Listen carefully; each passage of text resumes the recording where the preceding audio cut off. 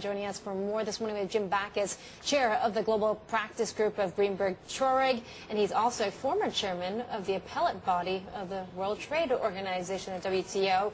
Jim, it's good to see you here in Hong Kong. Thanks for joining us this morning. It's always good to be in Hong Kong. So let's talk about this Walmart case. What does it say about doing business in China? There continue to be a whole array of trade and investment restrictions that foreign companies from the United States and elsewhere confront in China. The Chinese have done a good job by and large over the past decade of complying with their WTO obligations and opening up China, but there are still many impediments. And there's been a misplaced emphasis, in my view, by the Congress of the United States solely on the currency situation, when really most businesses are looking at practical impediments they face, non-tariff barriers, technical regulations, intellectual property violations, technology transfer requirements, government procurement discrimination, and much more. Something that the U.S. Commerce Department and Gary Locke, previously as the Commerce Secretary, was trying to tackle in China. But let's get more on this currency issue, because you were a former Florida congressman representing the Democrats, of course, a few years back.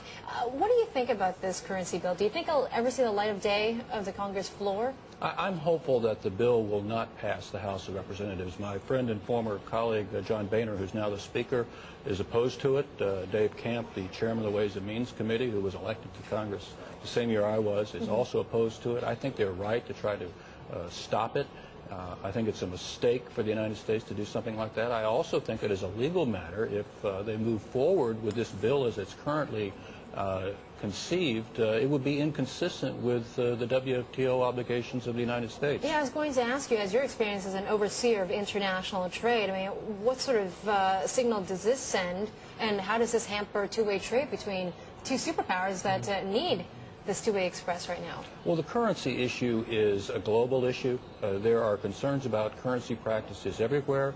I think it's legitimate to be concerned about Chinese currency practices, but my friends in Latin America are concerned about not only Chinese currency practices, but American currency practices. I think Secretary Geithner is right in suggesting to the Chinese and others that they try to work this out in the G20 and on a multilateral basis. And I think the Congress would be better served by focusing on the trade and investment restrictions that are impediments to real increases in prosperity through more two-way trade. Well, as you mentioned, you know, we've seen an improvement in the competitiveness of the Chinese market, but there are still barriers.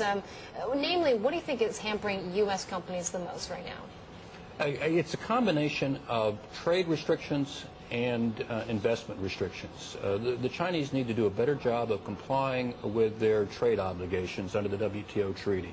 Discrimination in electronic payment services, which has led to one case in the WTO now, is a good example of that.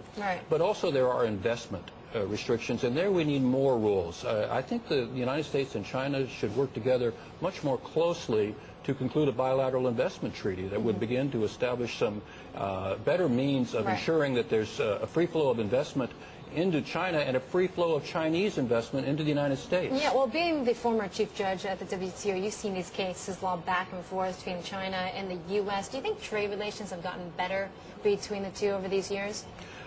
I think it's inevitable that when two large trading countries trade a lot with each other, there will be disputes. We established the WTO dispute settlement system so that we could have a peaceful, rational way of resolving those disputes, and it's working. China has been a very productive and positive member of the WTO. Both China and the United States are bound by the WTO treaty to take all their treaty-related disputes to the WTO. It works. It's a good system. It can be improved, but it works. All right. Jim, thank you so much for dropping by. Enjoy the rest of your trip here to Hong Kong. Nice to see you.